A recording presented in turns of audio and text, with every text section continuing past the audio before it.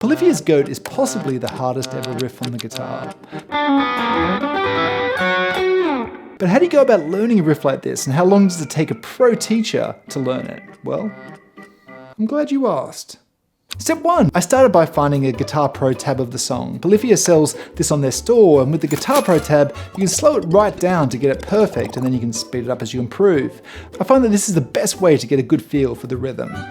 Step 2. With a riff this difficult, you can't just try and play the whole thing in one go. You need to break it up into manageable chunks and nail each part before moving on.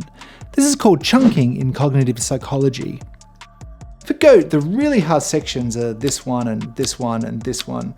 Actually, they're all really hard, except for maybe this part, which is only moderately hard. A good rule of thumb is if you can play something correctly 6 or 7 times in a row, you've perfected it enough to move on. I thought it would take about 6 to 10 hours of practice to play the whole riff at full speed, but it took me considerably longer to learn the riff than I originally thought, and I'll go into later how long it did take me. A really common thing in learning things that are difficult, whether that's playing a difficult piece on the guitar or shooting 3-pointers in basketball, is that you always underestimate how long it will take. No, that's it over there.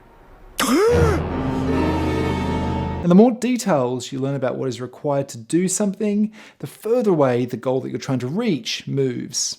Step 3, once I got the entire riff down, I just practiced it over and over and over again. I practiced it whenever I had spare time, I practiced it between students, and I practiced it in the evening while watching Married at First Sight Australia. It's my wife's thing. Step 4, before step 4, if you're finding this video helpful, please help me out by giving the video a like.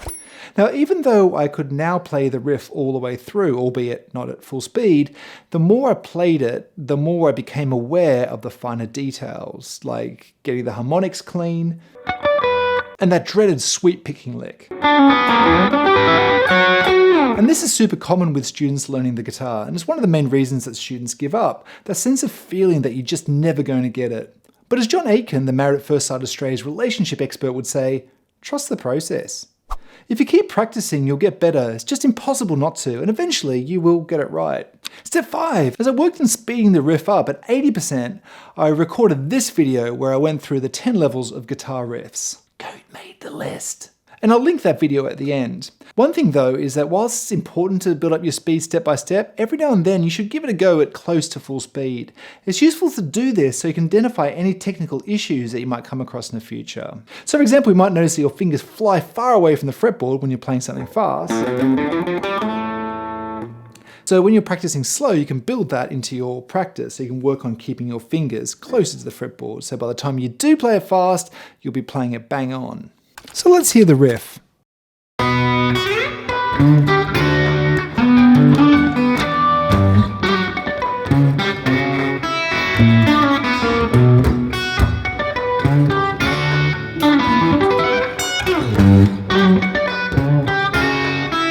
So how long did it take me to play it at full speed? My expectation was it was going to be 6 to 10 hours, and the reality was more like 35 to 40 hours.